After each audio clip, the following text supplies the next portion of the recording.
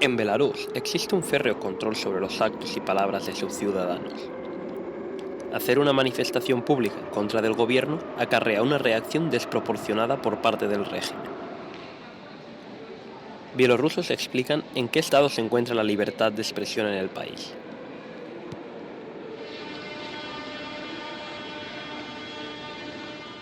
У нас такая страна, где вы не можете выйти с плакатом и сказать: «Мне не нравится то, что делает сегодняшняя власть». Даже опасно про это разговаривать с коллегами на работе. Ну, то есть, если у вас есть на работе, вот вы работаете в Беларуси, например, не знаю, там, на заводе где-то, да, или вы работаете в магазине вместе с какими-то вашими коллегами, то разговаривать про политику очень опасно. Про вас могут рассказать, и в конце концов это может закончиться по-разному.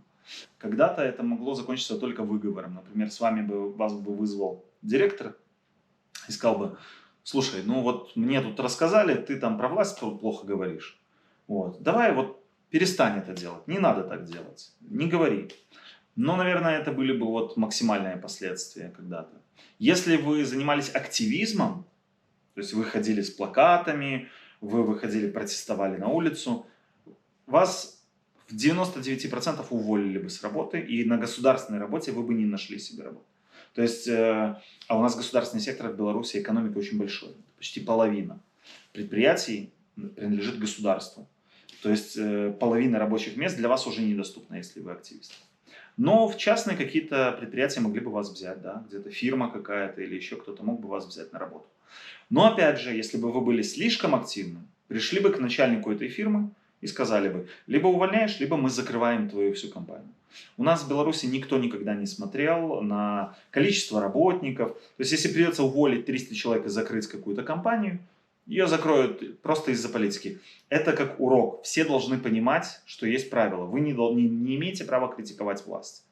Если кто-то критикует, значит, надо наказывать. Потому что если не накажешь одного, все остальные перестанут бояться. Вот. Но после 2020 года все изменилось вообще просто кардинально, потому что теперь директор не будет вызывать вас и говорить: перестань говорить плохо про власть. Нет. Вас сразу задержат. Вот. В Беларуси задерживают за лайки в Фейсбуке. В Беларуси задерживают за... Ну вот пример. Во время протестов 2020 года силовики, милиция, застрелили одного из протестующих. Он ничего не делал, есть видео. Он стоит просто перед ними с поднятыми руками. Они выстрелили ему в сердце и убили его. И люди на месте, где он был убит, написали мелом. Просто пришли, написали: «Не забудем». Не забудем. Их осудили на 2 года тюрьмы за надпись мелом «Не забудем». То есть любое проявление вообще чего угодно считается преступлением. У нас официально красно-зеленый флаг, вы знаете, вот как там. Вот. А наш исторический флаг бело-красно-белый. И если вы оденете носки, и на носках будет бело-красно-белый, вас арестуют и посадят в тюрьму. Просто за это. За какую-нибудь ленточку бело-красно-белую. А сейчас за желто-голубую, например. Если вы поддерживаете Украину и вы против войны, вас посадят за то, что вы поддерживаете Украину. Нельзя вообще проявлять какие-то свои политические позиции, которые идут вразрез с позицией государства. Ну, во-первых, они отслеживают электронные коммуникации, они отслеживают соцсети, они изымают телефоны, проверяют просто, какие у тебя фотки. Вот. Пытаются контролировать обсуждение всяких острых тем в приватных чатах. Конечно, если ты просто сидишь и думаешь, и никому ничего не говоришь, то выявить это сложно. Но человек же, как правило, люди просто не считают, что они делают что-то плохое, потому что это в их понимании естественно сказать то, что тебе не нравится действующая власть. Но это или война, еще одна тема, да? Но за это нужно быть арестованным. most news, most posts about politics is it's Telegram, of course. But of course, in our days, we don't have privacy even in Telegram because government and police, special services have access to the data, not even to access to the servers of Telegram, but I think they intercept some information when you, for example, posting to the Telegram, and they intercept this information, and they, of course, can check everything that you downloaded, everything you uploaded. Mis amigos ya no me comunico con ellos en absoluto por su seguridad y porque realmente no podemos hablar de nada. Porque si llamas a alguien y de qué puedes hablar, si lo que de verdad importa está prohibido hablar, todo lo demás suena muy banal y superficial y ya no queréis ni hablar. Simplemente hay como un silencio, un vacío ahora, yo llamaría. Yo siento que estoy como un país aislado. Yo he estado ahí hace 1 año y medio la última vez. Ya no sé, no me pueden imaginar realmente qué está pasando. Hay que considerar que todos canales Telegram donde hay noticias están considerados extremistas, así que es mucho peligro. Sí que pueden ver lo que está pasando en España si entienden español, esos idiomas, pero para ver lo que está pasando en el mismo país desde el punto de vista es complicado. Tienes que esconder tu teléfono, tienes que esconder... Entonces, para alguien que puede estar, pues eso, en Bielorrusia, en Minsk, en su casa, y pueda coger el móvil o el ordenador y ponerse a mirar algún canal de información como Belsat o algo, son extremistas. Claro. Están bloqueados y si, por ejemplo, hace desde un VPN, simplemente tiene que ser una persona que tenga mucho cuidado. La mayoría de personas realmente no se atreven, porque la mayoría de personas no saben ni qué es VPN, o les da miedo porque realmente saben que si llegas a ir a la cárcel te puede pasar de todo, afectar a tu salud, a tu trabajo, simplemente no son bromas, no es que vayas a ir a dormir una noche, lo pasas muy mal y la gente no quiere arriesgarse ni lo más mínimo dejar rastro en el historial. Y creo que al final todo el mundo ya sabe lo que está pasando y no necesita más. La gente intenta vivir ahora metiendo en sus jardines, en sus huertos, así meditando entre esto para no sufrir, porque no saben qué va a pasar mañana, si van a bombardear a Bielorrusia o lo que va a pasar. Entonces se esconden en vida esta de huertos, cultivando mucho de eso, relajando de esta manera. Можно программы защиты, электронной защиты можно делать. Но опять же, знаете как, уже отработанная практика, когда людей задерживают, их просто силой заставляют отдать телефоны, выдать пароли. Если не выдаешь, то может быть применена физическая сила или другие методы воздействия. Вот. И потом смотрят, y на основании этого осуждают. Porque sientes que cualquier persona puede ser un espía, ya tienes paranoia. Una vez estuve paseando, me pasó un coche negro al lado mío y dijo mi nombre y yo rápidamente me hice así, como que me asusté. Y simplemente era una vecina. Y ese es lo que tuve yo después de las elecciones, porque en las elecciones había muchos coches negros que secuestraban a personas y realmente todo el mundo, es como un trauma a nivel nacional. Todo el mundo parece que te miran el móvil, que te quieren secuestrar. Todo el mundo vive un poco con tensión y miedo. Un ejemplo de la falta de libertad de expresión y el temor a represalias en el país la pude comprobar en primera persona. Mientras estaba grabando una entrevista con un ciudadano anónimo, 2 chicos se acercan por la zona. El entrevistado me pide que dejemos de grabar, ya que esos chicos le parecen sospechosos de ser colaboradores del régimen. Una vez se han ido, al reanudar la grabación, le pregunto por cómo de habitual se dan estas situaciones y cuál es su reacción a ellas. How usual could be, how, for example, you're with your friends talking in the park like this and you see those guys.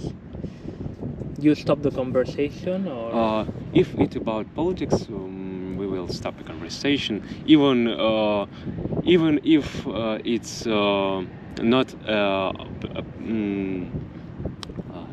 not a conversation about opposition or something. In any way, we will stop our conversation, and because we're recording something in English, and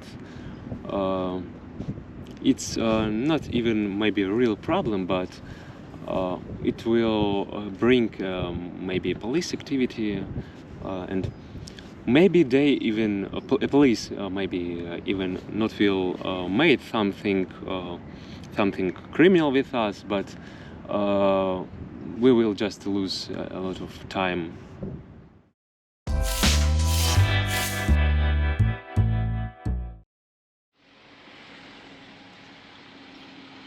Alek, desde Vilnius, cuenta cómo ha sido trabajar en una asociación de derechos humanos en un país como Belarus, cómo fue su decisión de irse y el trabajo que siguen haciendo desde aquí.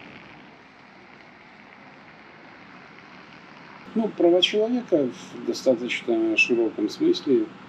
Это и дискриминация, и гражданские, политические права, социально-экономические. В том числе мы работаем по бизнесу и правам человека, продвигаем по human rights-based approach. Работаем тоже над проблемами детей, проблемами, опять же, воспитания в духе прав человека, это функционирование системы, которая бы формировала эту свободную личность. Ну, так, разные, много аспектов разных. Наблюдаем за выборами. Ну, там просто стало как-то слишком небезопасно. Коллеги наши из правозащитного центра «Весна» уже год сидят под стражей. У нас в офисе тоже был обыск без каких-то законных оснований. Ну, там сослались на уголовное дело, но на общее уголовное дело. Вот.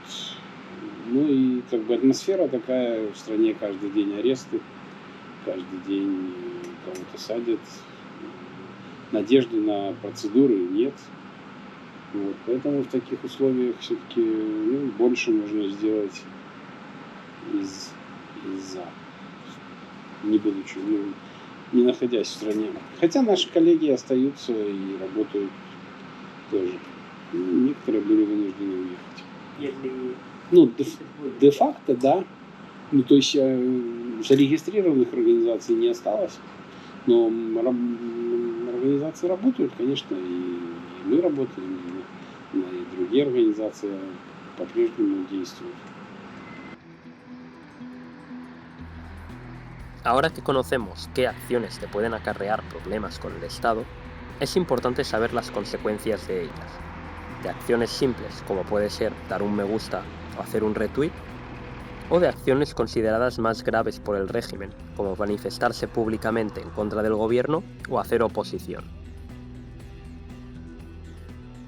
Yo no sé si ya estoy juzgada a distancia, pero ha pasado, noviembre pasado, mi hermano fue interrogado por policía por mi caso, por mi actividad, porque a mí me culpabilizan de ser, el enemigo de la patria por toda esta actividad, y ahora yo podría ser encarcelada hasta 12 años de prisión si fuera a Bielorrusia, porque siempre buscan los más activistas, van por ellos, luego, claro, los parientes ya tienen miedo y ya acabas porque ya no puedo hablar con mis parientes, tienen miedo porque van a por ellos luego.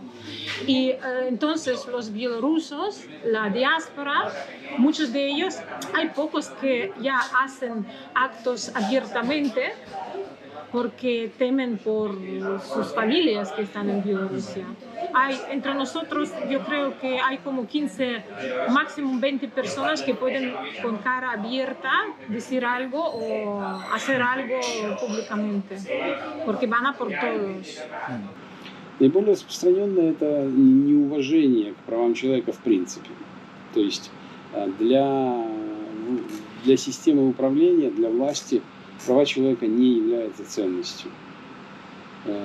Потому что система построена, как я уже говорил, на ценности государства. Вот. А уже проявляется это в разных формах. Самая большая, наверное, проблема и самая такая яркая – это отсутствие независимого суда, отсутствие права на справедливый суд, потому что суд не является ни справедливым, ни независимым, ни, по большому счету, профессионально подготовленным.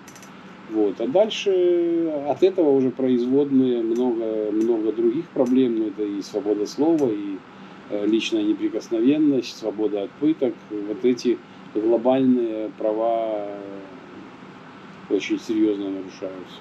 Ну и безнаказанность в отношении тех, кто их нарушает, и когда их нарушает государство. ¿Cómo son en Bielorrusia los juicios por causas políticas, por activismo, por oposición? Son un teatro. Hay testigos falsos, todo se hace de manera premeditada, ya saben tu veredicto. También quería comentar que yo conozco, no voy a decir nombres, pero tengo personas que conozco que se les hace presión a través de familiares. Por ejemplo, si tienes un hermano con edad de ir al ejército, porque ahí es obligatorio, si no estudias, si no trabajas, pues directamente van a las universidades, cogen al chico que tenga 20 años, si ven que tienen un miembro de la familia que es activista, lo cogen al ejército y dentro del ejército hacen lo posible para que éste sufra, para que cometa algún delito y luego ponerlo en prisión. Y se hacen, entonces, la única manera es que las personas activistas que están fuera, por ejemplo en Polonia, intentan salvar a sus seres queridos a través de alguna ruta, digamos, no sé, de manera ilegal, digamos, porque saben que si se dejan ahí a sus seres queridos más vulnerables, pueden chantajearles con ellos. Es importante saber cómo se producen las detenciones de ciudadanos críticos con el gobierno y cuál es el proceso por el que pasan una vez son arrestados y enviados a prisión. Вот. А с 2020 года резко повысился градус репрессий, резко повысилась силовой элемент этих репрессий, и это уже превратилось в десятки тысяч людей, которые прошли через пытки, через избиения, вот, и были осуждены. Ну, не десятки тысяч были осуждены, но тысячи людей осуждаются по политическим мотивам. И вот как политзаключенные, как один из индикаторов, скажем, не единственный, но один из индикаторов. У нас долгие годы было несколько политзаключенных одновременно, то сейчас их больше 1200, тут уже под 1300.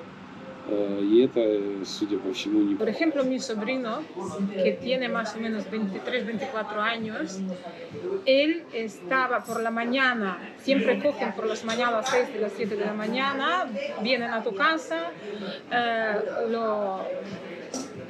buscan toda la información, cogen teléfonos, lo llevan a la prisión y encontraron, porque él estuvo en la fotografía de alguien antes que lo investigaron, que estaba participando en una manifestación. presión.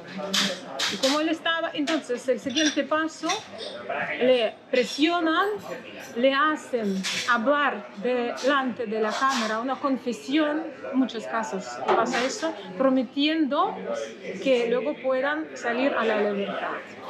En caso de mi sobrino fue que él estuvo 6 meses, era solamente por una foto,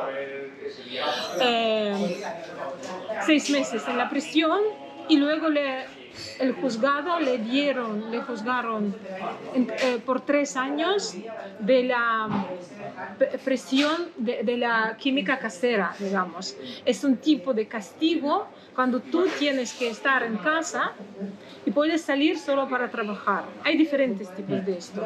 Entonces, él por confesar públicamente, que luego lo ponen en telegrams canales proestatales, gubernamentales, por eso su castigo solamente es que medio año de prisión y luego 3 años que tiene que estar en casa, que no puede salir ninguna parte más, ni por las noches, ni sus amigos pueden venir, ni nada. Entonces, de esta manera castigada. Y si él no cumple y sale, entonces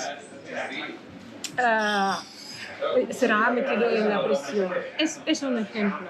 Son cárceles que más parecen un sótano horriblemente sucio, lleno de bichos sin luz solar, muy húmedos. Las personas ahí se mueren muy enfermas.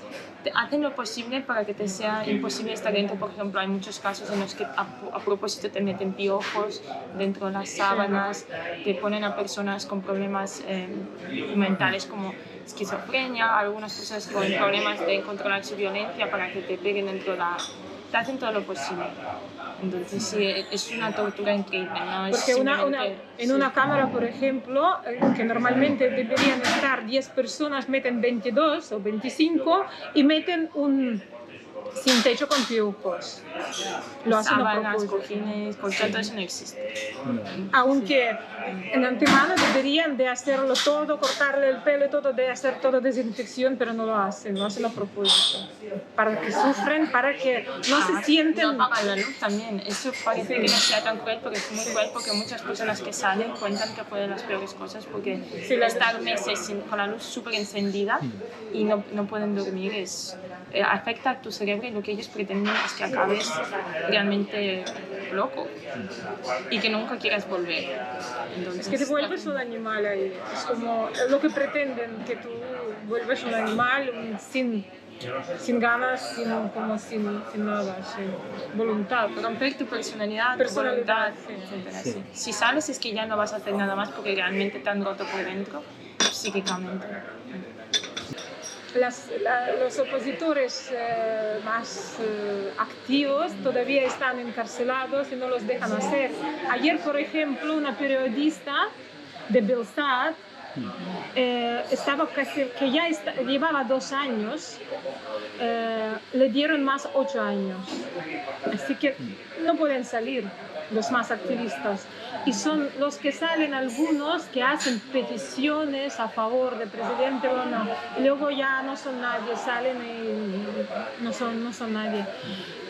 O hay algunos que por una pequeñez, por una cosa que estuvieron encarcelados, luego salen, claro, no pueden hacer, activismo no pueden hacer.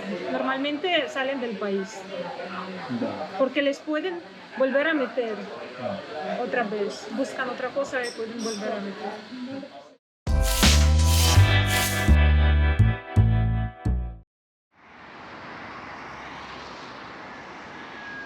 De la mano de la falta de libertad de expresión va, por supuesto, la ausencia de prensa libre.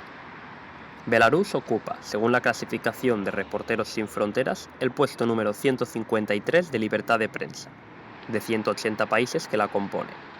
Es habitual para los periodistas que publican en contra del gobierno haber pasado alguna vez por la cárcel. Средний гражданин Беларуси ежедневно сталкивается в первую очередь с пропагандой, с нарушением права на свободу слова, свободу мнений, свободу получения информации и высказывания. Вот это происходит ежедневно. Просто государственная система, а у нас все электронные СМИ, они все государственные, ну, в смысле Радио, телевидение, да, это все государственное. Ну, радио есть развлекательные каналы, но они не говорят ничего о общественно-политических темах. А вот все, что транслируется в стране, это однозначно пропаганда, это запрет называть вещи своими именами, запрет давать правдивую информацию, объективную. Вот. Это во-первых. Любой диктатор, любой автократический режим пытается отрезать людей от свободной информации, от информационных потоков. И пытается контролировать то, что показывается по телевидению, пишется в газетах, читается на радио. И поэтому есть какие-то исторические программы, проекты, которые невыгодны режиму, допустим, сегодняшнему Александру Лукашенко. Он не хотел бы, чтобы люди знали о том, что Беларусь была европейской страной очень долгое время. 500 лет она была в конфедерации с Польшей. О том, что у нас есть молодые рок-музыканты, которые не поддерживают режим Лукашенко и которые говорят, что можно жить иначе. Он не хочет, чтобы люди вообще знали о существовании этого всего. Именно поэтому им запрещают выступать. В принципе, в нашей стране, если вы хоть раз открыто высказались против власти, дальше нигде к широким средствам массовой информации доступа вы не будете иметь. Никогда. Это абсолютно будет запрещено. Один раз достаточно где-нибудь на концерте или еще где-то сказать, что вот давайте поменяем в нашей стране там политическое, например, устройство, не призывать к каким-то бунтам, не призывать к каким-то восстаниям. Нет. Просто сказать, что там нам нравится вот этот кандидат, а не вот этот, мы бы хотели что-то поменять в стране. И все, вам запретят выступать, вам запретят появляться где-то. В лучшем случае, в сегодняшней Беларуси, в Беларуси после 2020 года вас посадят сразу же. Это без вопросов. Вы сядете в тюрьму, это 100%. Ya no existen los medios de comunicación, no existen totalmente, desde el 2020 ya no existen. То есть в Беларуси сегодня не то, что телевидение невозможно свободное, вы не можете открыть газету, даже видеоблоги невозможно. Невозможно завести блог, в котором вы будете на Ютубе, например, рассказывать о каких-то политических событиях и осветлять их честно. То есть, конечно, можно хвалить власть, и тогда вас не будут трогать. Но если вы будете делать это честно, то есть рассказывать, да, у нас сажают, да, у нас плохие дороги, да, у нас низкие зарплаты, вас тут же закроют. Все политические блогеры в Беларуси после 2020 года находятся либо за границей, либо в тюрьме.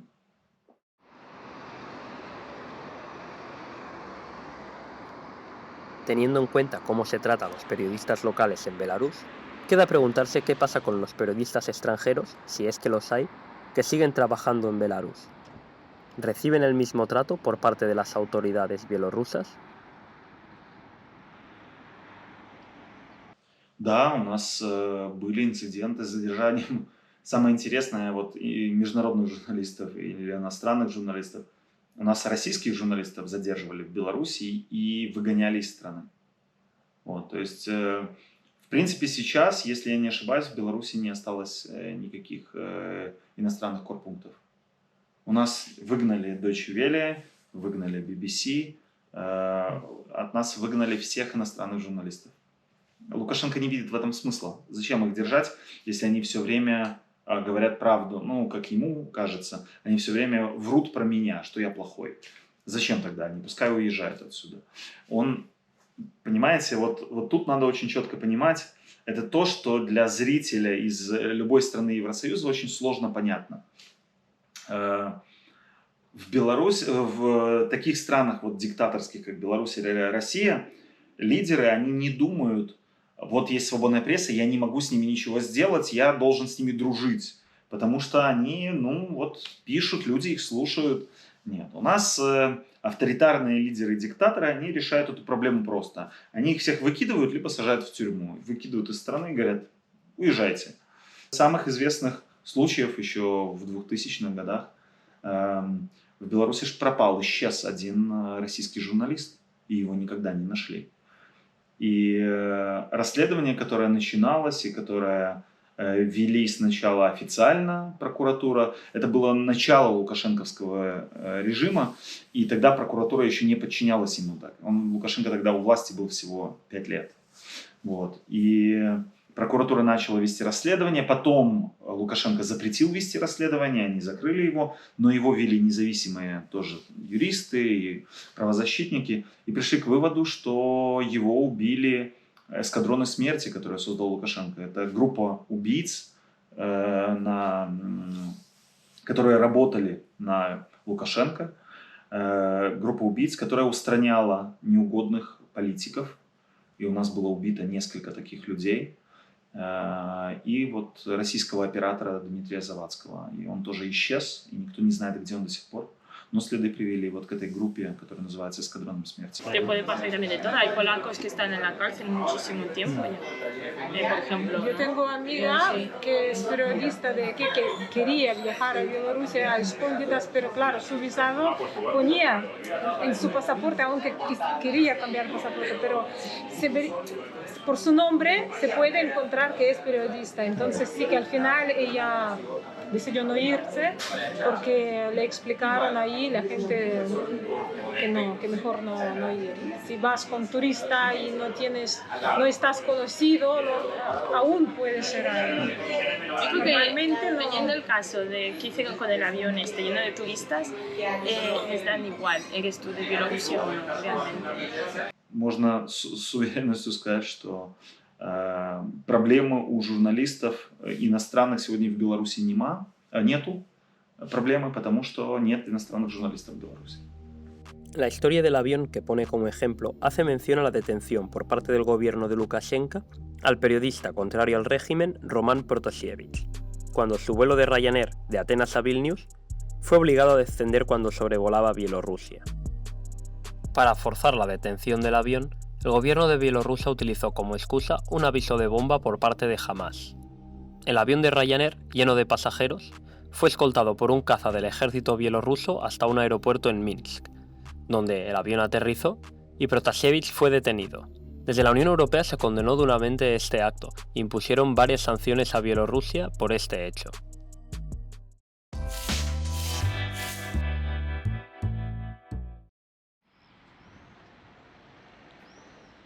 Igar es jefe de redacción en Belsat TV. Este canal, de información libre, evidentemente no puede operar desde Bielorrusia. Por eso, emiten desde Polonia contenido variado por vía satélite e internet en Belarus. Igar nos explica la historia de cómo y cuándo se creó este medio. Это тяжелый вопрос, потому что Белсат — это чуть больше, чем телевидение, поскольку в Беларуси мы являемся единственным независимым от государства телеканалом, и на нас невозможно никак повлиять. Мы стали не просто свободной платформой, на которой можно высказывать любые мнения, на которой можно показывать правдивую информацию, которую часто режим Александра Лукашенко пытается спрятать, но мы также стали центром, который объединяет талантливых, известных, успешных белорусов, у которых есть проблемы при сотрудничестве или работе внутри Беларуси с режимом Александра Лукашенко. То есть у нас здесь на Белсате мы снимаем документальные фильмы, которые никогда в жизни не снимет государственное телевидение. У нас есть исторические программы, которые никогда не покажут на белорусском телевидении, потому что это невыгодно режиму. У нас есть музыкальные проекты для музыкантов, которые запрещены в Беларуси, которых тоже нигде они не могут выступать. И поэтому мы чуть-чуть больше, чем просто вот в классическом понимании телевидения. Белсату в этом году будет 15 лет. Белсат был основан 15 лет назад после волны, можно так сказать, очередной. У нас в Беларуси всегда идет так подъем интереса к политике и опускание. Это президентские кампании, президентские выборы каждые 5 лет. Они поднимают интерес в обществе к каким-то политическим событиям. И вот после волны 2014 2006 года какая-то часть белорусских активистов, людей, которые хотели что-то изменить внутри страны, они должны были выехать. В том числе и я выехал тогда тоже. Против меня завели уголовные дела в Беларуси, и я должен был уехать на какое-то время сюда. И буквально вот тогда зародилась идея того, что Беларуси нужен какой-то независимый свой источник информации, который будет невозможно остановить режиму. А как это сделать, если, например, там любое телевидение, кабельное или там радио, это решают власти. Хотят они, чтобы на территории Беларуси было зарегистрировано какое-то телевидение или не хотят. И вариант был, конечно, спутниковое телевидение. Спутник невозможно остановить. И мы появились именно как спутниковое телевидение, которое можно смотреть независимо где-то в маленьких городах. Не надо в кабельных сетях быть, не надо подключаться, не надо через радиосигнал распространять это телевидение. Каждый может купить себе антенну, она недорогая, в принципе, и может смотреть. Нет, это абсолютно невозможно. Особенно сегодня. В принципе, в Беларуси уничтожена свободная пресса как таковая, как класс. Вообще не существует больше свободной прессы в Беларуси. Достаточно один раз написать что-то критическое в отношении власти, и вас закроют на завтра же и посадят все руководство этого издания окажется в тюрьме на следующий же день. Pese a emitir desde Polonia, Belsat y sus periodistas no se han librado de problemas en Belarus por ir en contra del gobierno. Un régimen que, como Igor explica, hace todo lo posible por ir en contra de la información libre. После 2021 года, вот год назад, в августе, фактически произошел полный разгром всей независимой прессы в Беларуси, вот ровно год тому. И после этого момента Белсат тоже вынужден был увезти большую часть своих сотрудников за границу. Мы не могли оставлять их там, потому что им грозила тюрьма.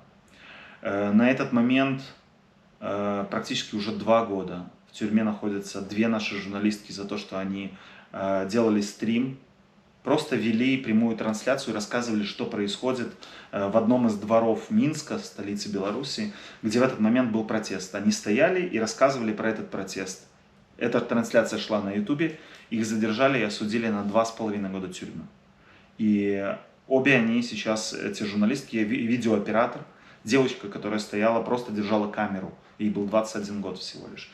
Ее тоже посадили. А журналистка наша, Катерина Андреева, вот сейчас подходит срок, когда ее должны были бы выпустить, условно, но против нее завели 2-е уголовное дело за измену родине. Вот. И по этой статье ей грозит огромный срок. Возможно, это больше 10 лет даже в тюрьме может ей грозить. И еще сейчас за решеткой находится еще около 5, я бы сказал, наших журналистов. Очень тяжело, некоторые из них просто ведущие, например. Они вели программу у нас и параллельно являлись известными белорусскими, там, у нас философ, например, такой Владимир Мацкевич, который тоже был и политологом, можно сказать, вел программу на Белсате, он тоже сейчас сидит в тюрьме. Бывшая представительница Белсата Ирина Славникова, которая на момент, когда ее арестовали, уже не была связана с нашим телеканалом, но ее все равно посадили. И вот сейчас идет суд.